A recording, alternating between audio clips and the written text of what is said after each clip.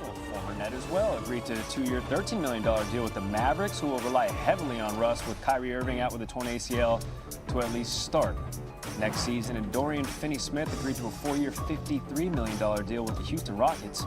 Finney-Smith shot a career-best 41% from the three-point line last season. And don't look now, but here comes Houston.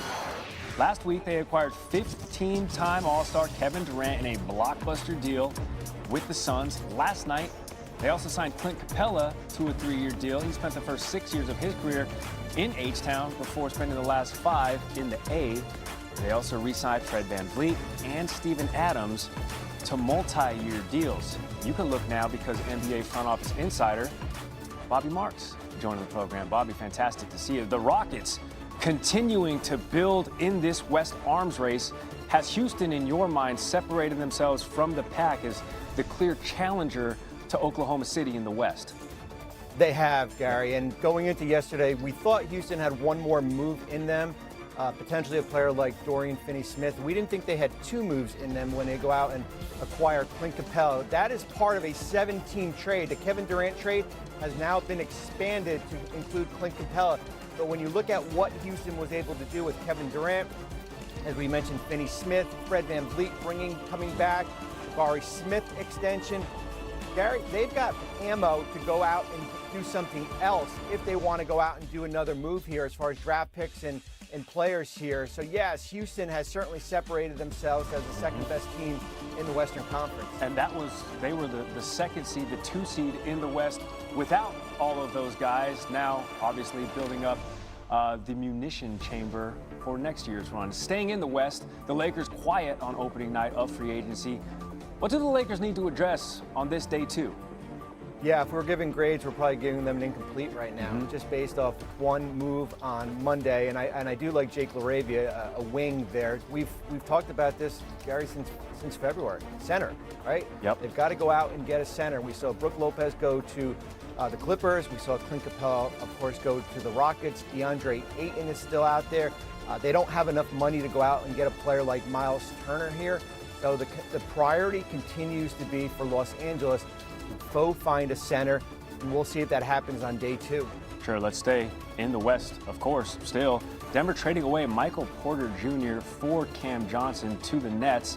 How is this move going to help Jokic and Denver? Well, I think, Gary, it's going to be what the next move is going to be. Okay. Remember, Michael Porter Jr. was your 3rd leading scorer. You basically swapped out 2 19-point scorers for each other at the cost of a first-round pick in 2032. The difference here is one makes $38 million, the other makes $21 million in Cam Johnson. So now you have the flexibility to go out and use some of your money in free agency. Remember, we've talked about that depth in Denver, how deficient it was last year. They go out and bring it back Bruce Brown. We'll see what other moves they can make on day 2. Denver now tied second with Houston to win the title at plus 800. Hey, Bobby, you graded the Lakers as an incomplete day 1 in free agency. Can you grade your SportsCenter intro this morning, if you wouldn't mind taking a look at this video? Bobby Marks, joining the program. Oh, here I am. Oh, and he rises up. Wow. Bobby, you were just lifting. That should be my. Up. That should be my walk-in song, right? You know, It is now. When you're going to up the bat there. We just need a little more music to that. Perfect. Yeah. Well, hey, I do like your singing, though. We'll go a like cappella on him. Bobby Marks, always knowing how to make a grand entry on SportsCenter. Bobby, much appreciated. Great to see you. Talk about the title odds for Denver. Well, the odds that Mike Brown can start looking New York real estate are starting to get a little better. ESPN's Shams Charania reporting Brown will have a second meeting with the Knicks for their head coaching job. He's emerging as a strong candidate. He's 55 years old, made a strong impression back in 2020 when he interviewed with New York. They ended up hiring Tom Thibodeau. He's twice been Coach of the Year in the NBA. Also, Laura Beth Seeger, who is Luka Doncic's representative, she was also informed from Rich Paul this was coming. So that was extending an olive branch in terms of we're trying to work with you, Luka Doncic, as a future face of the franchise. Rich also told me that he understands in this moment, this is important for the Lakers to look out for Luka Doncic. But him, as a representative of LeBron James, he has to make sure he's looking out for LeBron's the best interest as well. So this may be an oversimplified question. So what does this mean then? If Luka knows and LeBron knows and everyone is just doing their due diligence, what does this statement mean? I think two people made a statement. One on the record, which was Rich Paul, when he said what he said, and then the Lakers by not discussing that extension. Because, as Brian has pointed out a couple of times, he's never gone into a season where he didn't necessarily have an option for the next year, where he didn't have control of that. But I also think about LeBron James and who he is as a person. This is a man who is incredibly disciplined in his personal life and how he carries himself on and off the court.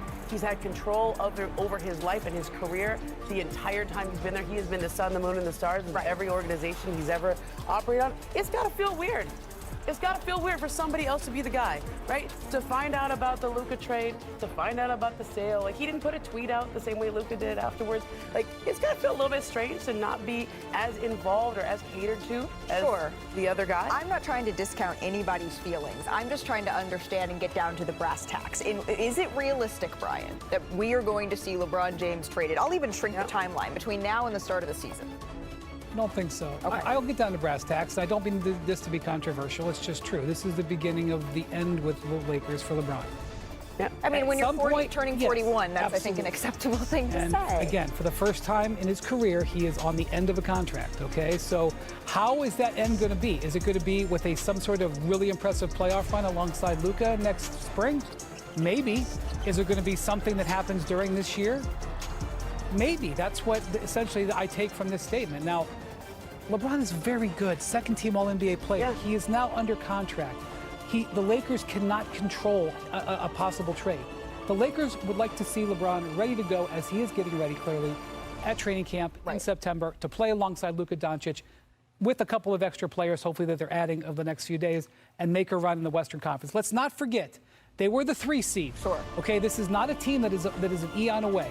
They were the 3 seed. They had a disappointing first-round situation, but they can come back very strong. Let's just cross our T's and dot our I's here, because one of the reasons that I wonder about if a trade is realistic at all is because I look around and I don't see a whole lot of options. But admittedly, I was an English student, not a math student, so that's where I turned to Mr. Money Moves, Bobby Marks. Bobby, are there any trades out there that wouldn't totally diminish sort of the team that LeBron would want to go to? Because again, championships is what he's talking about. Well, I was neither English or a math student, so let's look at here. Listen, Rich Paul releases the press notes yesterday, and everybody says, fire up the trade machine. What can we do? And of course, everybody says, let's look at Cleveland, right? His former team. Here's how hard it would be, Malika. You would basically have to send out $70 million in contract. Darius Garland, DeAndre Hunter, Jared Allen, Max Strus, right? That's basically like a quarter of their lineup here just for LeBron James. They are a second apron team. Let's look at Dallas, of course, right? Could the Mavericks have done a deal?